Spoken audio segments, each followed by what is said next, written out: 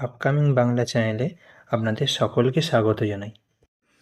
Supreme কোর্টে DA মামলা প্রসঙ্গে কাল অর্থাৎ 8ই এপ্রিল 2026 একটি মিসলেনিয়াস অ্যাপ্লিকেশন ফাইল করা হয়েছে। এর কারণটা আপনাদের জানিয়ে রাখি, অর্থ দপ্তর থেকে ডিএ দেওয়ার জন্য 3টে বিজ্ঞপ্তি দেওয়া হয়েছিল, 996, 997 এবং 998। এর মধ্যে 996 রাজ্য সরকারি কর্মীদের জন্য এবং 997 রাজ্য সরকারি যারা পেনশনার আছেন তাদের জন্য এবং 998 গ্র্যান্টিনেট কর্মী এবং পেনশনারদের জন্য, যারা শিক্ষক, পঞ্চায়েত, পুরসভা ইত্যাদি কর্মীরা আছেন তাদের জন্য সমস্ত কিছু বলা ছিল, বকেয়া ডিএ দেওয়ার ব্যাপারটা বলা ছিল।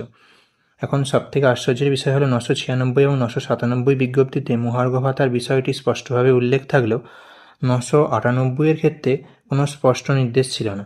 এক্ষেত্রে আন্ডার কনসিডারেশন এসব বলা ছিল, কিন্তু সুপ্রিম কোর্টের নির্দেশে ডিএ দেওয়ার বিষয়টা উল্লেখ ছিল না।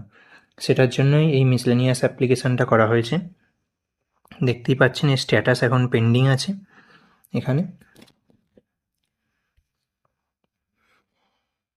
এটা মূলত ইউনিটি ফোরাম থেকেই করা হয়েছে এবং গ্র্যান্টিনেট কর্মীদের যে বঞ্চনার বিষয়টা, তাদের এই বঞ্চনার বিষয়টা সামনে আনার জন্যই এই মিসলেনিয়াস অ্যাপ্লিকেশানটা ফাইল করা হয়েছে। এবার দেখা যাক এর ফলাফল কী হয়।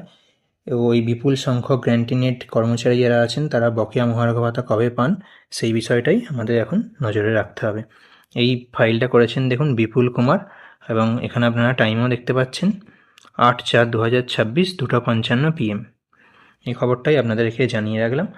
তো এই ইনফরমেশানগুলো যদি আপনাদের ভালো লাগে তাহলে চ্যানেলটা লাইক করতে পারেন এবং এরকম আরও ইনফরমেশান পেতে চ্যানেলটা সাবস্ক্রাইব করে রাখতে পারেন।